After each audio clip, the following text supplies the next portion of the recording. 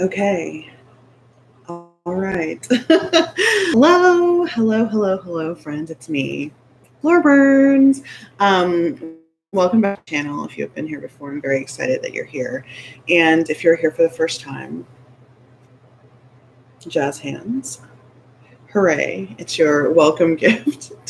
Welcome to this community of weirdos, is what I've been saying lately because it feels like a loving way to describe are interesting and strange, and that's great. So I did want to say, if you're watching this later or if you're here live, just like a trigger warning, if you are somebody who has dealt with an eating disorder in the past, or if you find that topic triggering, FYI, I'm going to be talking about that today. Not in graphic detail, but I will be talking about my feelings around it and what happened this weekend. So if that is difficult for you, then I encourage you maybe not to tune in to this video. And I'm using a different microphone, so if it sucks, somebody tell me. And I won't do it this way in the future. Okay, so today, hey Amber, so I've got my coffee. It's not the Cancer mug, I've got the Pisces mug, so it's not my mug, but it's still full of coffee, so that's good. I'm coming to you in pajamas with greasy hair. I put on a little tinted lip balm for you, but I want to talk to you about my trip to LA that I just took, not the weekend that just passed, but the one before. I want to tell you the whole story and talk to you about how it went for me. And as you know by the title, because you clicked on this, it was freaking amazing. And so, like, unexpectedly so. Like, I knew it was going to be good, but it was really special. And so I just have I've been talking about it with people like in person in my life, but I just really wanted to talk about it on YouTube so that y'all could hear about it too. And just to maybe help anyone else who's had my similar experience because of how it went. And you'll see what I mean. So I'm just going to dive in. If you're here live and you want to ask questions as I go along, feel free. If you watch this later and you have questions, go ahead and just comment, and I will respond to them when I see them. And so if you're not familiar with eating disorder recovery or eating disorder issues, like, feel free to ask questions. It's totally fine as long as they're respectful. Okay. So diving in, where do I start? I have partnered a couple times now with this nonprofit organization called Project Heal. They are on Instagram. I'm sure they're on other social media, but I'm pretty much only on Instagram. But they are a nonprofit that helps provide resources for people in recovery from eating disorders. All kinds of eating disorders. And so if you don't know about me, or you're just stumbling upon, so you definitely don't know, I have binge eating disorder and have been in recovery for that for quite a while.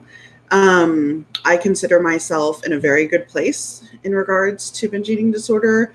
Project Heal has a whole thing about like fully recovered, like being fully recovered from an eating disorder. And at this point in my life, I don't feel like I'm like fully recovered because it's still something that I have to think about like a lot. And so I don't know. I don't think that that's true for me. I think that I think of myself as still like being in recovery. And let's see. So Project Heal found me and invited me last May, or I guess this May, whatever, the one that just passed, to LA. They flew me down and had me participate in a panel discussion at the We Rise LA mental health awareness event that they do every year. And so I spoke on a panel discussion there with some other folks. And I also taught a yoga class. So that was really cool. I had a great time. It was really fun. It's my first time in LA, and I really enjoyed it. So then while I was there, they mentioned to me that they were doing Camp Heal. And I was like, well, I don't know what that is, but it sounds amazing. And one of the women, she's an actor, she was on the panel. She's like, you have to be there. You have to be there. Like, you really need to be there. It's going to be so good. And I was like, oh, okay. But like, you know, they have to invite me and like make it, you know, happen. But thank you for your enthusiasm. Anyway, and so after I got home, they actually followed up with me and, you know, brought me over to LA this past weekend or whatever, the one I said 2 weekends ago. And it was great. So that's how I got there. You should check out Project Heal if you're remotely interested in eating disorder recovery stuff. If you are recovered from an eating disorder, you can also be like a mentor through their programs, which is very cool. So before I talk specifically about this weekend, I just want to give you some information that will be very helpful to understand why this weekend was so amazing for me. So I first tried to access resources for my eating disorder 20 years ago. 20 years ago. Oh my God. Yeah. And at that time, binge eating disorder was not taken seriously as an eating disorder. It was not in the DSM, which is like basically the manual that health professionals use to say that this is like a legit illness or disease or whatever. And if it's not in the DSM, then like insurance won't pay for treatment, that kind of thing. So it's like a very legitimizing resource is like the layman's explanation of that. I don't remember what DSM stands for. Diagnostic something maybe. I don't know. Whatever. It doesn't matter. So at this time, when you, and still many people today, when you think of eating disorders, you think of really tiny, skinny white girls who have anorexia or bulimia or both, or orthorexia, which is when you over-exercise. So combinations of those or just alone, like whatever, like that's what you think of is like kind of like rich, tiny white girls. Especially then, that's what you thought of, because that's the only representation that we saw in the media of what eating disorders were. Certainly you would never see boys or men engaging in disordered eating, like on TV or, you know, in movies and stuff. And you might see fat people doing it, but it would be like as a joke or as like a moralistic explanation of why they're fat, not as like a serious, like this is actually a disease. And so when I tried to find a therapist, I tried to find a support group, I tried to find an in or outpatient recovery treatment option. And when I did try to access those, it was made very clear to me that I was not welcome, that I was not taken seriously. My disordered eating was just chalked up to like me having no discipline and you just need to go on a diet. And so the like actual like eating disorder of it was completely like not paid attention to. So I literally had people, I tried to go to support groups multiple times at different places. I literally had people tell me like, what are you doing here? Like, why are you here? And I had mental health professionals that I tried to find a therapist, and they didn't take it seriously. And they just said, you need to go to Weight Watchers. You need to go to Overeaters Anonymous. It was talked about as compulsive eating instead of binge eating disorder. So that was like kind of my experience 20 years ago when I tried to access help. And like, so what would you do? You know, like you wouldn't keep putting yourself in the position to be treated in that way because it sucked. It felt so bad. And it was like gaslighting because it made me think, oh, I just have no self-control. Like I'm just like a gross fat, like whatever. This is like before I started my like fat liberation body positive journey, obviously. I think this was like baby Laura trying to access those first steps of it and like just getting completely shut down. So it really sucked. And the point to this is like, by contrast, how amazing this weekend was. So there's a point to this. So I didn't try to access help anymore. I didn't try to go to a support group. I didn't try to find an outpatient program. I stopped trying to find a therapist that focused on eating disorders because it was made clear to me that like nobody was interested and nobody took it seriously. So I just had to figure it out by myself. And it took maybe 5 years before I even started trying to figure it out by myself. For probably about 5-ish years, I just kind of was like, okay, well, this is just how I am. And, you know, just feeling a lot of shame and like really internalizing, like, this is my fault. It's something I'm doing to myself. Like, I just have no discipline. I'm like a gross fat person, whatever. And then whatever, 5-ish years later, I finally was like, I think this is more than just I need to go on a diet. This is more than just I like food or I'm an emotional eater, because I'm not actually that much of an emotional eater. That's not really my issue.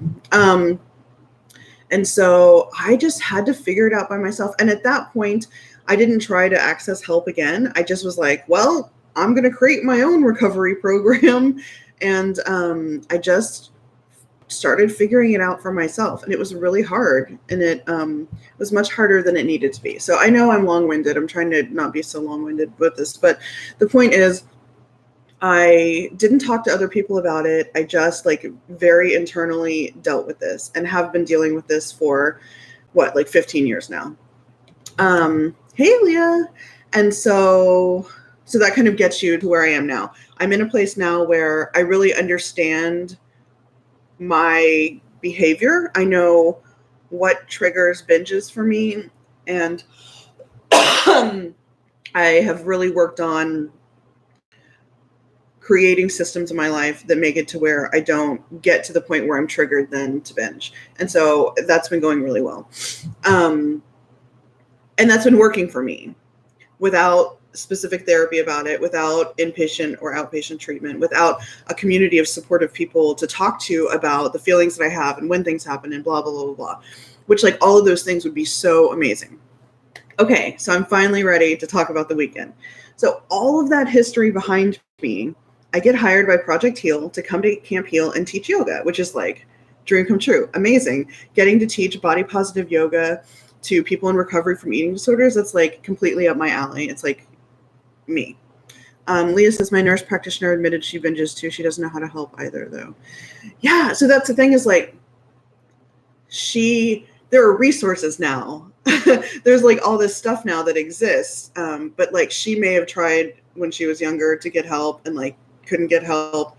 And maybe, I don't know your situation or anyone else's situation, but the upshot of this is holy shit, there's resources now. So, I go to LA. I fly in to LA. I rent a car. I'm driving up this mountain to go to camp because camp was literally on the side of a mountain. And I was feeling really anxious because I didn't know what to expect. In my experience, my very limited experience with eating disorder community, it's very thin, white, and privileged. And I'm not thin. I am not white. I have a lot of privilege, but not in the same, I don't have body privilege in the way that those people do. And so last time that I was around those people, they were really mean to me. And I was like, are they going to be mean to me? Are they going to take me seriously? What's it going to be like? My experience with Project Heal before, there were only maybe one or two actual Project Heal staff members that I met. So I didn't get to meet a lot of them. It wasn't their community was there. So it was very new. And it was scary to me. And so I got to camp and immediately realized that there were other fat people there. There were other people with binging disorder. There were people that were my age. There were people that were older than me. There were a lot of people that were younger than me. So age diversity was pretty good. And the type of eating disorder diversity was really good. Now, it was predominantly white. Really predominantly. There was one Asian girl and I would get excited every time I saw her. Oh, look, there's one.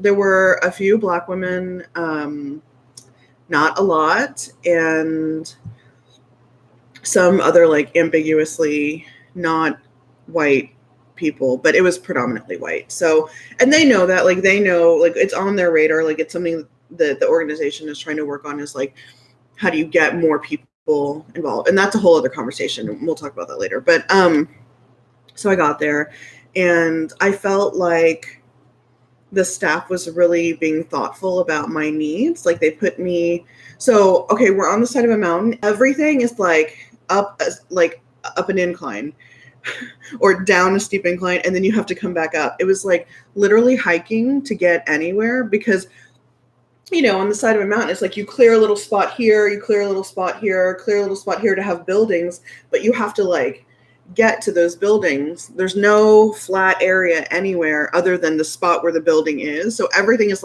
up an incline or upstairs or down an incline downstairs. So it was a very physical weekend. And so I was really happy to feel that the staff was like keeping in mind that like that's really hard on bodies. It's hard on any body, but like especially on a fat body, it's more difficult, right? Because more mass means you're heavier. It's harder to move around up and down a mountain all weekend. And so that was really good. I felt very like taken care of by them, but not smothered. It was really nice. Like I was so proud of their staff, like really happy with that. Because most of their staff is, in thin bodies. And so it's not something maybe that they have to think about as much, but like clearly there was a conversation and there was awareness made about like how to really help people. And so I was really happy to see that because it could have easily like not happened that way. And so I taught my class Friday night and Saturday morning, and it was good. I was really enjoying it. We were encouraged as workshop leaders to also attend workshops, so that was very fun. They were like, yeah, like go to as many as you want. Like don't feel like you can't go in, or like take advantage of being here, but also like rest and take care of yourself. So I went to a couple of the workshops, and then the big magic moment happened for me. And this is what I really want to talk about. I've just been setting the scene. 16 minutes of setting the scene. You're welcome. So after lunch on Saturday, which was like the big day, because it was like Friday evening to like lunchtime on Sunday. So Saturday is like really the one full day. So after lunch on Saturday, there was a guided meditation. And I was like, yes, I'm ready for this. Like, I was tired. I was already tired. It was a lot. And like, even though I wasn't feeling super emotional, like emotions were high just because I was in this space of discussions about eating disorders and vulnerability and, empathy and all these things. Like, right, we're already like very plugged into our emotions just being there. And so I was like, let me go to this guided meditation because that sounds very, like bolstering, and nourishing right now.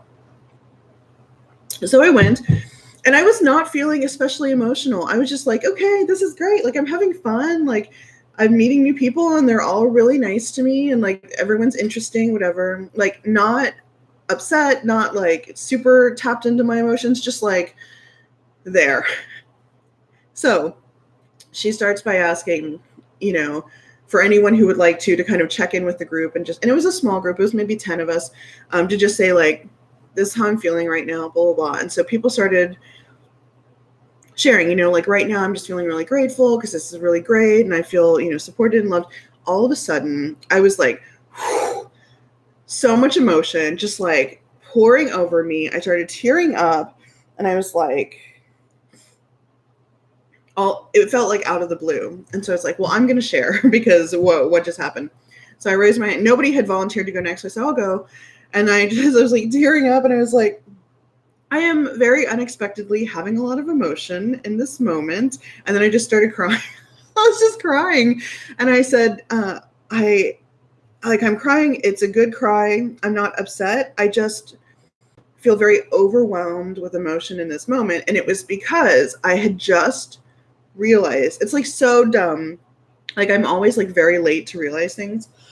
I said, I'm just realizing, and even now as I'm talking to you, I'm just realizing, this is what I said, just realizing that because of how I tried and failed to access recovery and then went it alone for so long, I'm probably going to cry like any second now, just FYI.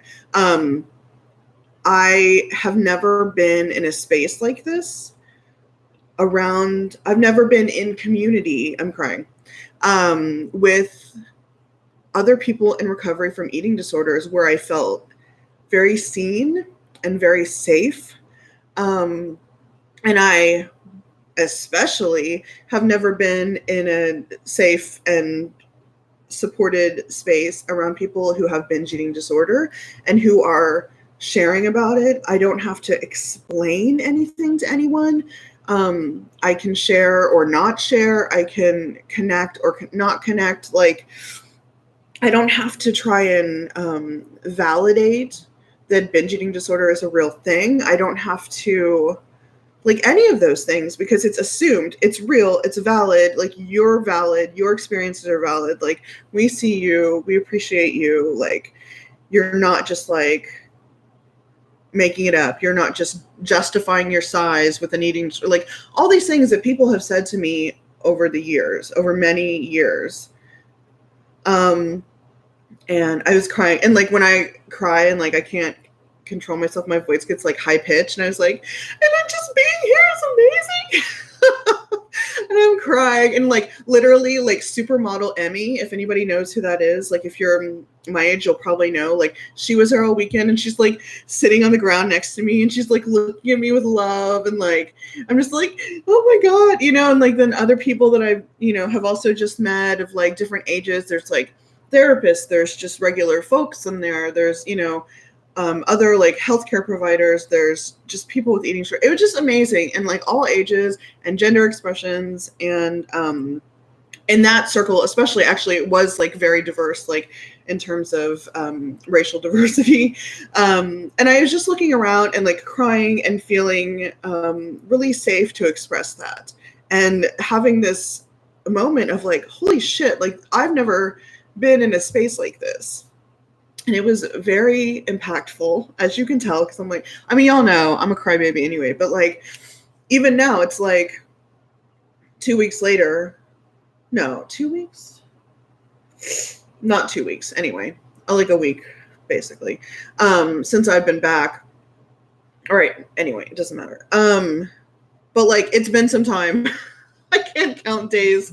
It's been some time, and I'm still like so impacted. Like just yesterday, I told this story to somebody in person.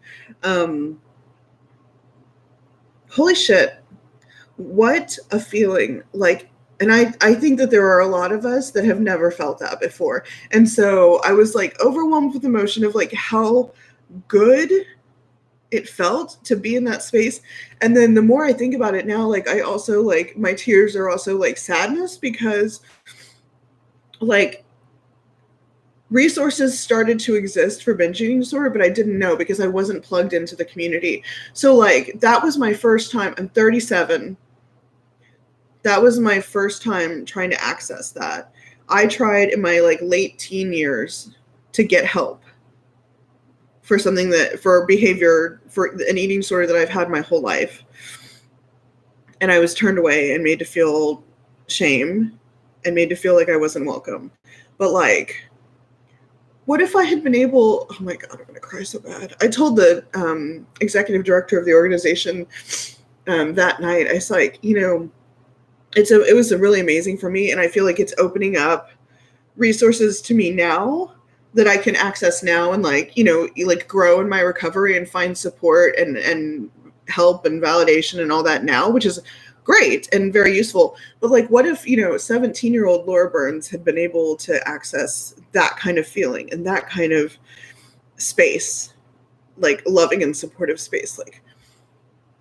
Like how could my life have been different? My eating disorder recovery has been so hard, like so much harder than it needed to be, because I didn't have anyone. So like, what if I had been able to get those resources, or been able to go to like a Camp Heal? That was the first ever Camp Heal, by the way, and I hope that they keep doing it because it was amazing. But like, what if little Laura Burns had been able to go to Camp Heal? Oh, like how could that have changed my life? Or even like 25-year-old Laura Burns been able to go to Camp Heal, like, oh, like I wish that I could have had that experience. But I'm so happy that it's happening now, and that those young people that were there, I think there were people as young as maybe 16 who came like with a guardian kind of person. Like, I'm so happy that they have that resource. But I wish that I could have had that resource for sure. And it's just like a reminder of like why I do what I do now, which if you don't know, I teach this yoga, but it's more than yoga.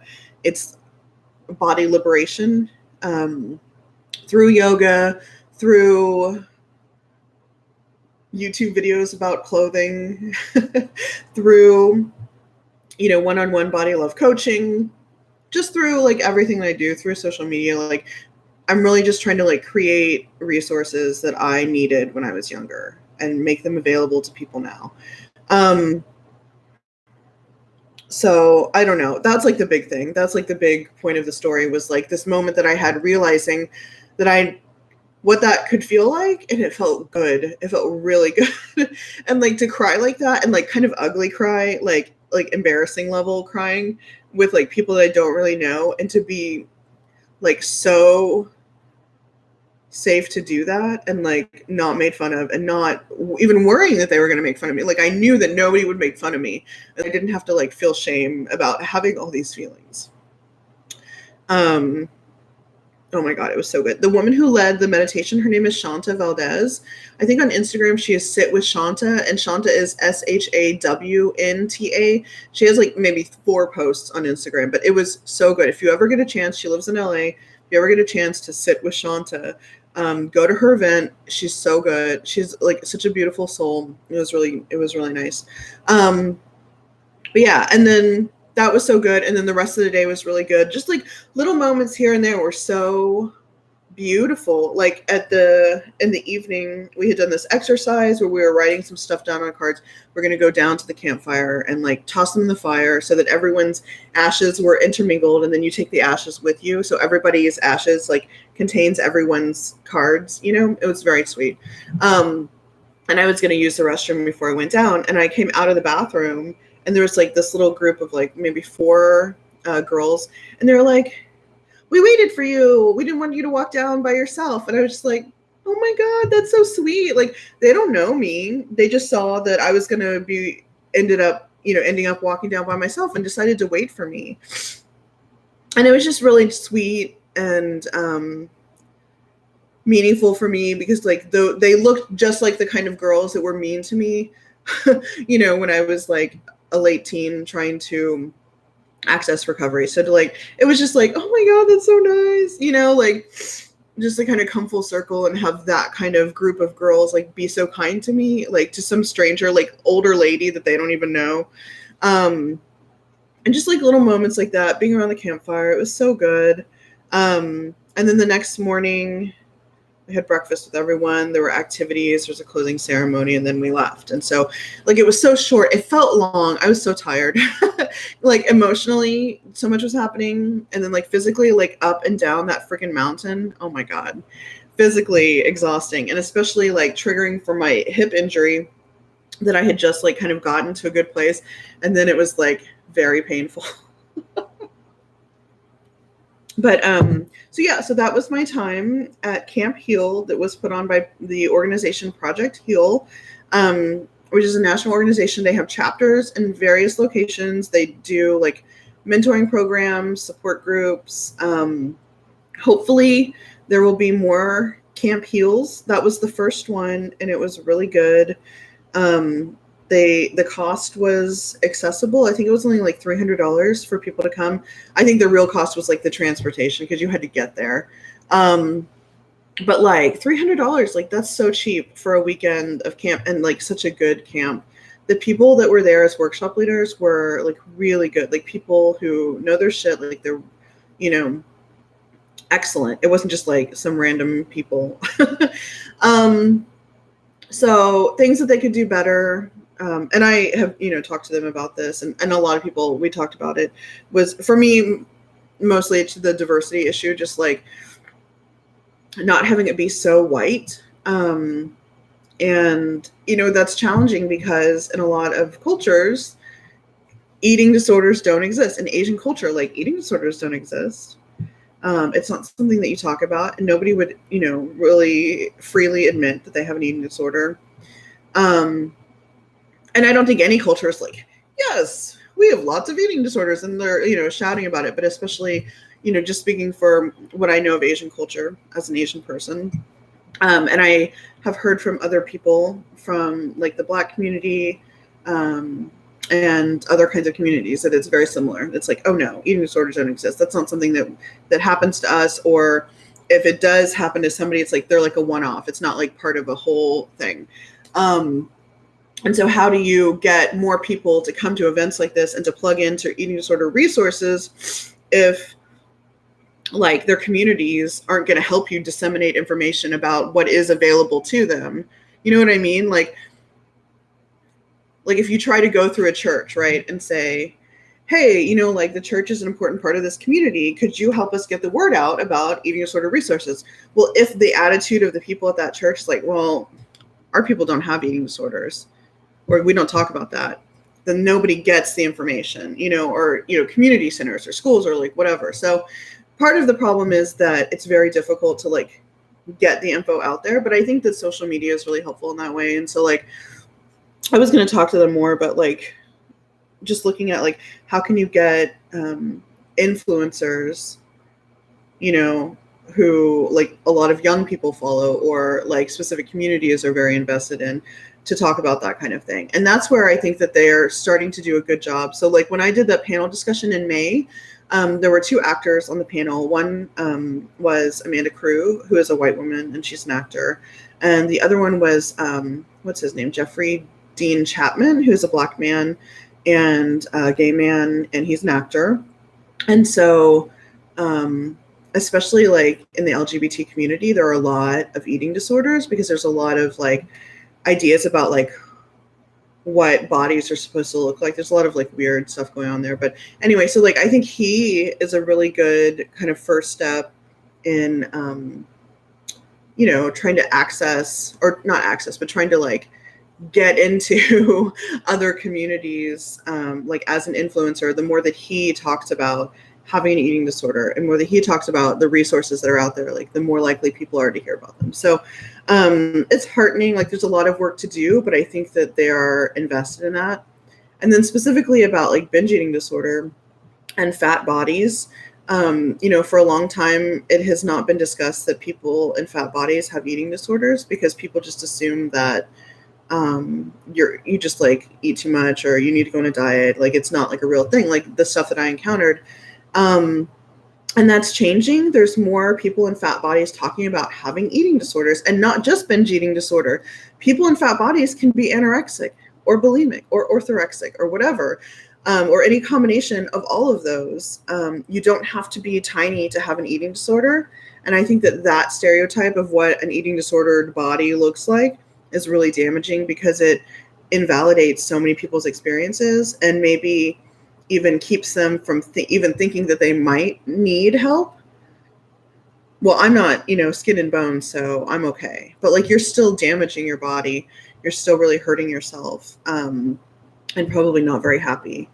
So there's a lot of work to be done in terms of both racial diversity, in like financial accessibility of eating disorder recovery. It's very expensive. Even if you have health insurance, it's very expensive to access. And a lot of the criteria for getting like inpatient or IOP, like intensive outpatient treatment, is still really rooted in those old views of like, oh, well, you can get this treatment if your BMI is below this amount, because that's the dangerous level, and that shows that you have an eating disorder. So like a fat person with anorexia could still be hurting themselves, but won't like meet the criteria, so their insurance won't pay for recovery. You see what I mean? And so like that stuff needs to change. We need more people talking about eating disorders, like being vulnerable about stuff, like not keeping it hidden because it's shameful. Because I think that, I know that disordered eating is really pervasive, like everywhere, but we just don't talk about it. So that's why I talk about it. It's not easy for me to talk about. I get very mean comments back. It is very personal to share about. But like if 17-year-old Laura Burns had heard somebody who looked like me talking about that, like how much pain and difficulty I could have spared myself, like just to be seen and like validated.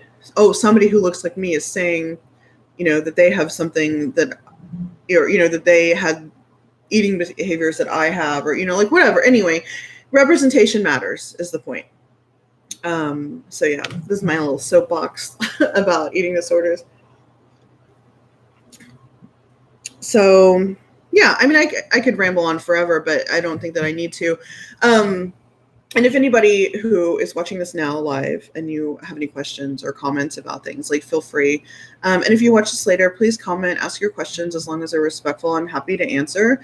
If you or somebody that you think maybe has disordered eating habits or an eating disorder, I'm really going to be digging into good resources especially for binge eating disorder, because that is my history with it. But there are a lot of resources out there, and I know that it feels hard to like admit or to reach out. But you can save yourself literal decades of difficulty and mental anguish and physical pain and potential damage to your body by seeking help now instead of waiting. I know that firsthand. Okay. Tara's here. Laura M is here. Hello, everyone. Kim Coyle, hi. And Leah says, or starve yourself because that's what you're told to lose weight and end up binging because you're so damn hungry and it triggers, yeah. The kid who was, yeah. And so it's like a cycle, and like you do one thing and it triggers this other thing and it triggers this other thing. And then you're just like fully like, whoa, you're eating is super disordered and your body is getting damaged and you feel like shit and you don't have any energy and you're really sad all the time. Like it just like all these things snowball. So yeah. Yeah, I spent a long time literally trying to be anorexic because I thought that that's what I was supposed to do. I was like really trying to be an anorexic because I thought that that's what I needed to do to fix my binge eating. And all it did was make it worse because then I was like even hungrier. And then it triggered what I have now come to realize as I've done my work, the feeling of food insecurity. Not because I never worried about like, are we going to eat dinner or what, are we going to have food today, whatever. Like, so that kind of food insecurity was never my problem. But because of being put on diets or Weight Watchers at a very young age, I have like food insecurity. And so that's actually like my personal trigger is when I let myself get too hungry. I often like get started working and like forget to eat and or I'm out and I've been doing a bunch of things and all of a sudden I'm like, oh my God, I'm so hungry.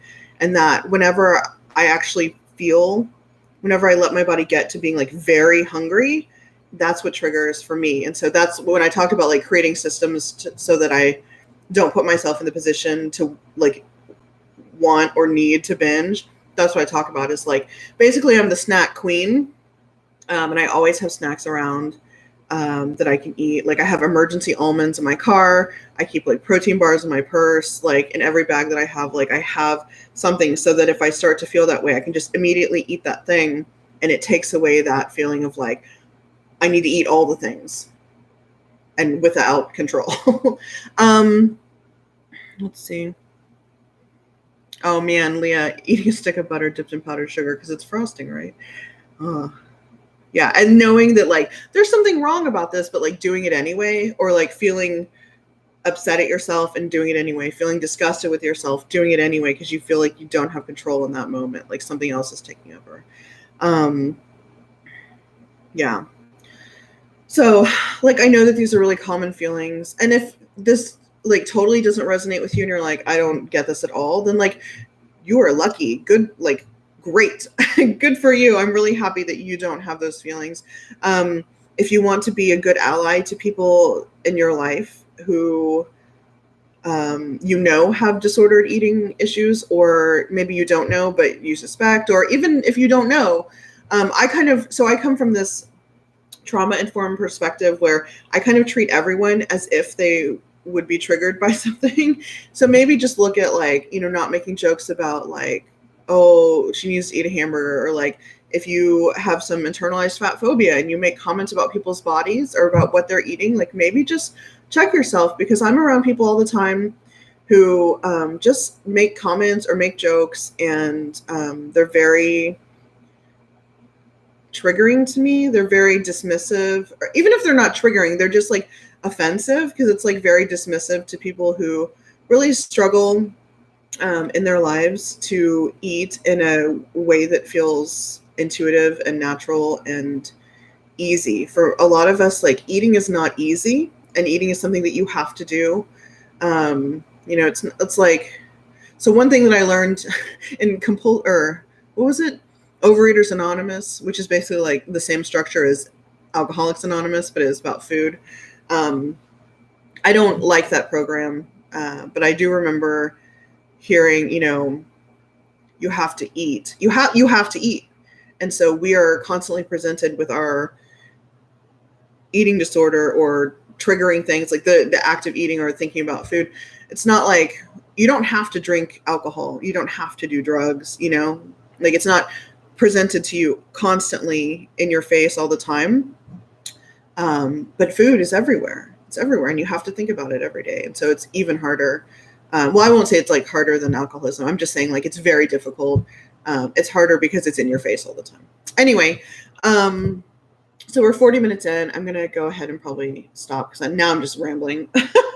But I just wanted to tell you about my weekend and about this epiphany, this like very impactful moment that I had of feeling that community and realizing that things have changed. And they changed, the DSM only put binge eating disorder in there 5 years ago. It's new. Things have changed. It's a new change, but there are more resources now than used to exist. And I don't have to do everything alone. I really bootstrapped it in terms of dealing with my eating disorder and finding recovery for me. And it worked, but it was very hard. And I really had to want it. And it could have been a lot easier. So it's very cool. I'm excited to find some books, maybe a support group. Like I would love to like be able to go every once in a while to a support group and just talk about it. I would love to be more involved with Project Heal, with Camp Heal, with stuff like that. Like, and then just talk about it more like on YouTube or Instagram or in my life and just like be very open. Just, if me sharing about that helps somebody else go, oh my God, I'm not alone. Or, oh my God, there are resources out there for me now. Like, good. If one person, can find resources because I talked about it, amazing. So yeah. Okay, friends, I'm going to go. I hope that you found this interesting. I hope that somebody found it helpful. I will talk about it more. If anyone wants to private message me about stuff, feel free to do so. And everybody, I hope you're having a good day. And I'm sending all of you a lot of love and appreciation for being here with me, either live or watching this later. And for really, being a part of this community, which I think is really developing into something very nice. Okay. So I will see y'all later. And okay, I'm going to go. Oh my God. Bye.